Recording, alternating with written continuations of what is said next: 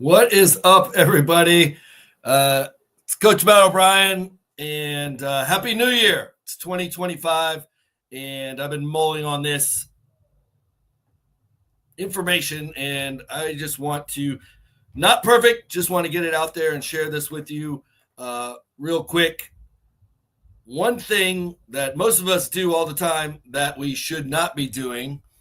So I'm going to start with that, and then I'm going to give you 5 secrets to success that I've learned over 30 plus years of growth and development, making lots of mistakes and trying to learn from those. Failure is only when you make a mistake and you don't learn something from that.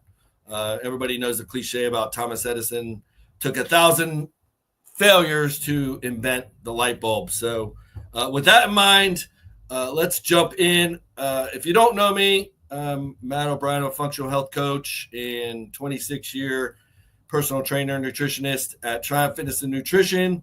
And I love helping people. And it starts with me. I love learning from others and serving others. I'll say that again, learning from others so that I can serve others better. And that starts with serving myself and serving my wife, serving my children, serving my friends, and also serving my clients and customers. And so I don't know who's going to watch this. I'm multicasting, but I want to put it out there because in a lot of consults, I've received some feedback. People watch these videos. You never know what kind of impact it's going to make. So with that in mind, let's dive in. These are things I want to share that are going to help you be successful in life, in relationships, in any New Year's resolutions that hopefully you haven't already dropped off from, in health, weight loss, your job, your finances, in achieving any goal. So with that in mind, let's talk about the mistake, what we should not do, and everybody does this. It's majoring in the minor. We major in the minor. Now, if you went to college and you declared a major, you'll understand what the majoring concept is. But what I'm talking about here, metaphorically in life, is majoring in the minor, part of my French, shit that doesn't move the needle. So what do I mean by this? Classic example, we make a New Year's resolution to get healthy, get in shape, get fit, lose weight, or something in that context. And we spend an inordinate amount of time, 90% of our time, researching the gym, getting the latest fitness shoes, a fitness tracker. We got to have the technology. We got to have the right clothes, the right outfit. Got to make sure it fits correctly. But we never actually go to the gym. You major in the minor shit of getting all the things that you think you need, but you never actually do the thing that will get you in healthy and in shape. So that's what I mean by majoring in the minor. The right approach is majoring in the major. So before you even buy anything, if you have a goal of getting healthy, health made simple, according to me, move your ass, lift some shit, eat real food, get some sleep, and relax. Work on your stress, manage your stress. So major in the things that are going to move the needle and stop trivializing and focusing so much time on the things that don't move the needle at all. And we'd love to do this. So that's my big tip for what not to do. Things to do, my 5 secrets for success. And I thought about this, I'll say long and hard, to come up with just 5. And I try to make this as short and sweet as possible, but I really want you to get value out of it. And if you do, please share in the comments. And that's the fulfillment I get, is knowing I have had an impact. And again, I'm preaching to myself here, and I hope it helps somebody else in the process. So this year, I want you to narrow your focus to increase energy on these 5 things. Okay? So when we talk about focus, if you know about the sun producing, I don't know how many million gigawatts or trillion gigawatts of energy, but it doesn't necessarily fry us or do anything. But if you put that sunlight in a magnifying glass and focus that energy, you can light something on fire, or as every kid most likely did, including myself, or at least my brothers, burn ants and other small critters. But that's just an illustration for taking this energy, applying focus to a narrow path, and it creates a more dramatic effect. So understanding that, let's talk about the 5 things. Number one, identify and connect with your purpose and passions. If you're feeling stuck, and I don't want to discourage you if you feel stuck in a relationship, most often times that is not the relationship or the person or the individuals. It's usually the inability to communicate and understand each other. Because how many times, I don't know what the stats are, but 50% or more of the result of marriages result in divorce, and then remarriages are even worse, and then third marriages are even worse. So it's not the person, it's usually the process and what we can do internally. So that's just one relationship. So if you're feeling stuck in a relationship or a job or something that does not create or fulfill purpose and passion in your heart, in your life, and doesn't get you juiced, at least enough to get excited about today or the next day, reevaluate, take some time and think about what might actually get you excited. Now, if your income depends on something you're not excited to do, I would advise you to discover a hobby or pursue something part-time that's more in alignment with your purpose and passion until you generate enough income in that to replace your current job. So that's the low stress way to do it. I'm a consummate risk taker, so I quit my job in 1998, my secure management job, to start Triumph in New York City on a dime. And here we are 26 years later. So I don't necessarily advise that, but if you want to take that leap of faith, don't look back, but make sure you got your ducks in a row. Make sure you got some mentorship and do it. So number one, the big point is identify what your purpose is and what you're passionate about. Number two, this applies to everybody, make health a priority. Our health is our wealth. And most people take their health for granted until it's too late, or until it's a crisis, or until they had a major health event. It's much harder to respond or react to a health event than it is to prevent it in the first place. Yes, it's an investment of time, energy, and resources, but it is so worth it to give you a healthy life. And the simple things for health, like I already mentioned, movement, lift some stuff. You got to do some strength training. You got to move your body. You got to move your butt. And that's as simple as walking. Walk your dog, walk to the car, park further, plan some kind of movement, go on hikes if you have that option. Strength, I mentioned, lifting some stuff. Resistance training is going to increase bone density, metabolism, and muscle mass. And those two correlate, along with VO2 max, to life expectancy, functional health span. They move the needle more than anything else. So do that. So if you want to live longer and you're not exercising, you're majoring in the minor. Major in the major if you want to live longer. If you're not moving and lifting some stuff and getting good sleep, you're missing the point.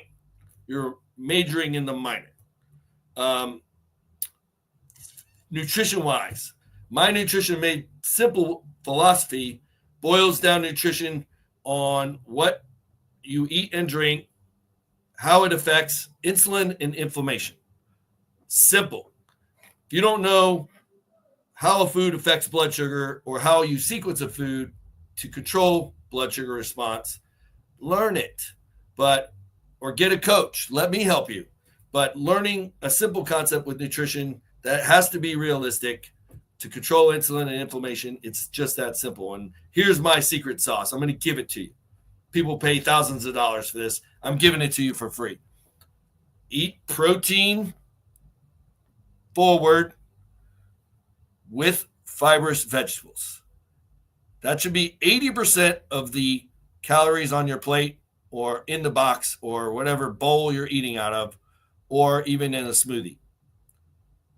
80% of your calories, or better is better. If you want a treat, I'm not against treats. I'm a realist. I like cookies.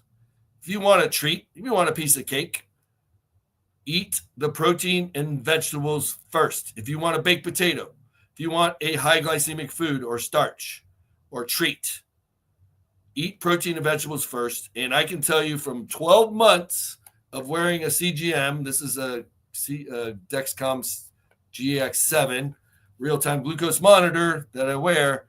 12 months of data supports this. Like, I can have cookies after some steak and broccoli, and my blood sugar will go to 106. If I have the cookies first, my blood sugar goes to 165. So eat protein and vegetables first, then have your treat, or skip the treat if you're trying to lose some weight. But don't necessarily withhold the treat unless you feel it's a trigger. So that's a whole topic for another discussion, but that's a big takeaway. And then drink real water. Don't convince yourself that things that have water and other ingredients are going to serve the same purpose as pure water. You don't have to drink smart water. And this isn't really smart water. It's just a bottle with filtered water in it that I reuse. Most of the time I have my glass one in case you have the plastic phobia that most of us have. But drink real water. So that's number 2. Number 3 is invest time into relationships that matter. This one's a tough one. First, invest in your marriage if you're married. If you at least one of you decides to invest time, energy into that relationship, getting better, learning how to communicate, learning how to understand the other person, that relationship is going to get better. And if you both do it, it's going to get better even faster.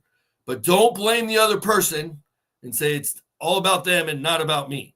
That's one of the revelations I had to go through.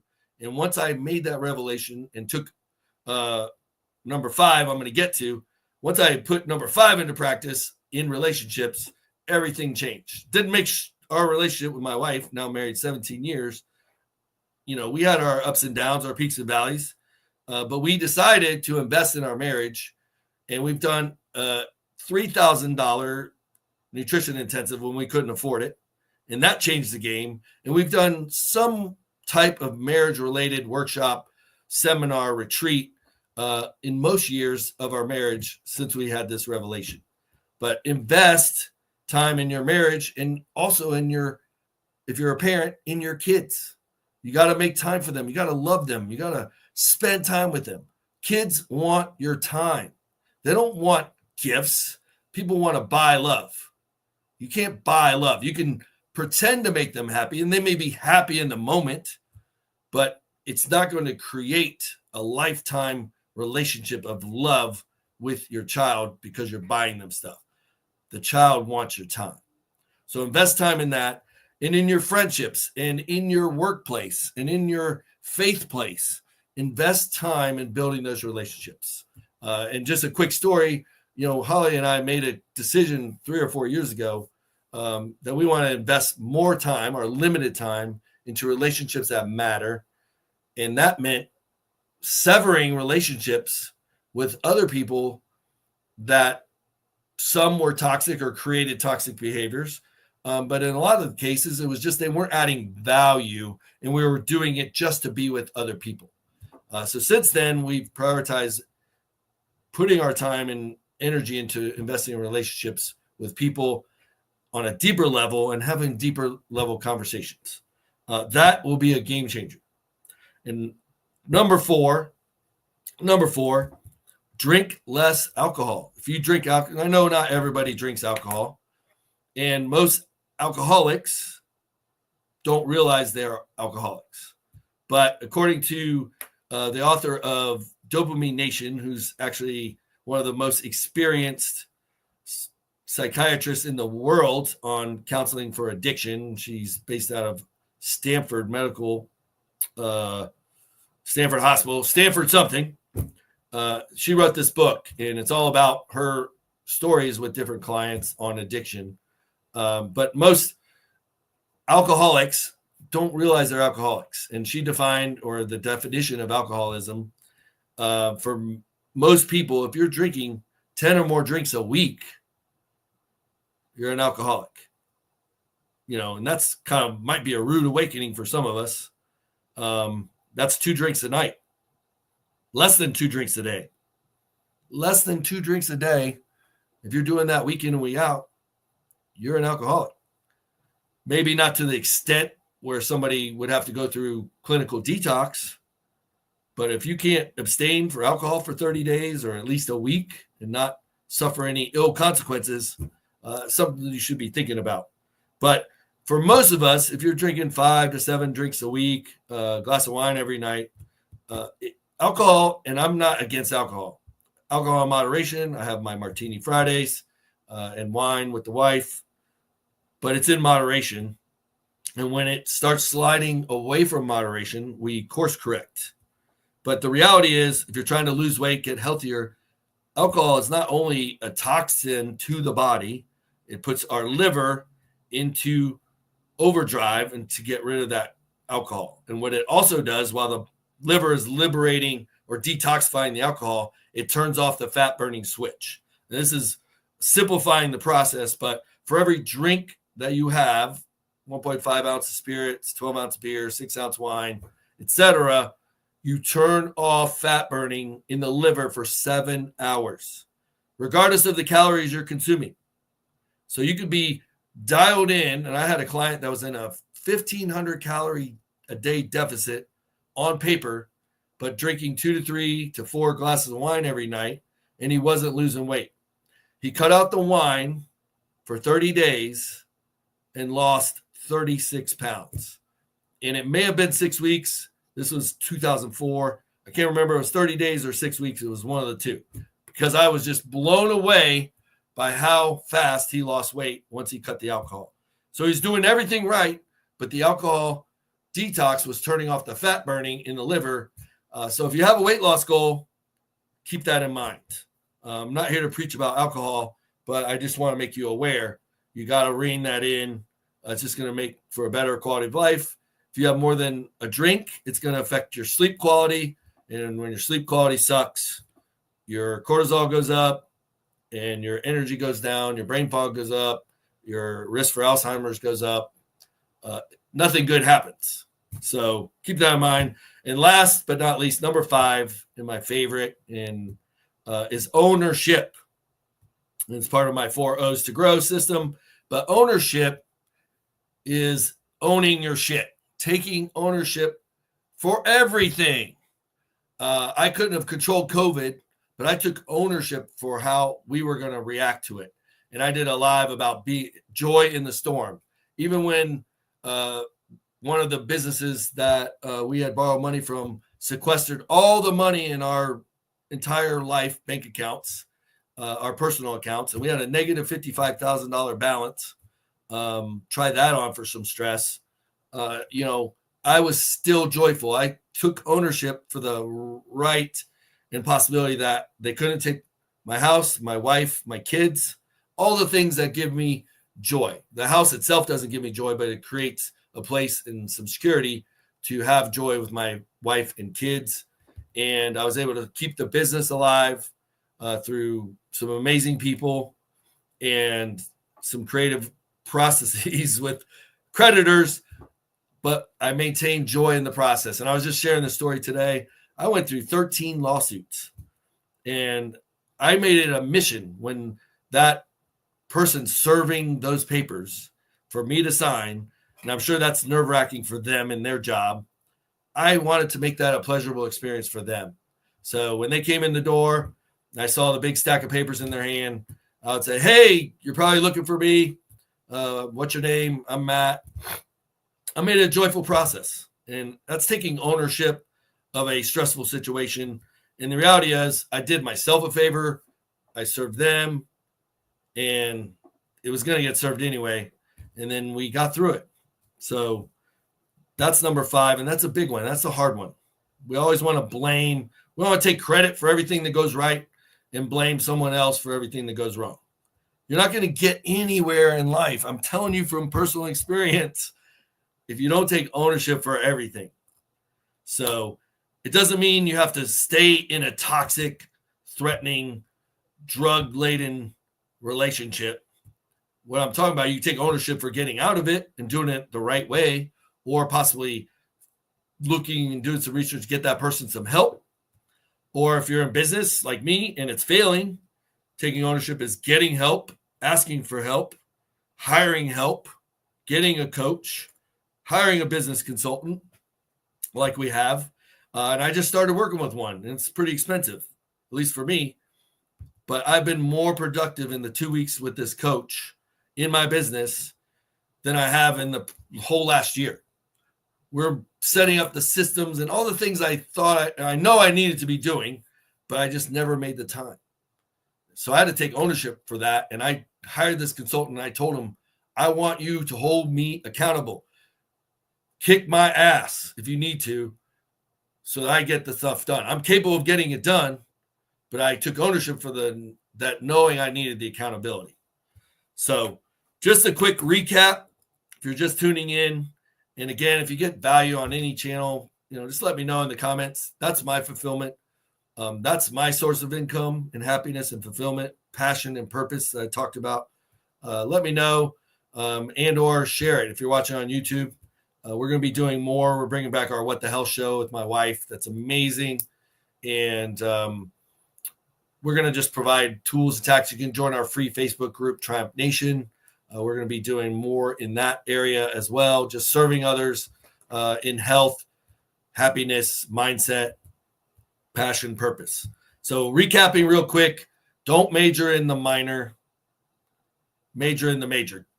Focus the time that you have on the things that are going to move the needle, and stop wasting your time on things that are easy to do or don't require much physical effort, and do the things that are going to get you results. And then the 5 secrets were: identify and connect with your passion and purpose. Number 2, make health a priority. Do it. Live a longer, better, higher quality life. It's worth it. It's investing in your health. The dividends are a longer, healthier life to leave a longer lasting legacy. Number 3, invest your time in relationships that matter. If you're married, that starts with your wife. If you have kids, it's with your kids too. Make the time for that.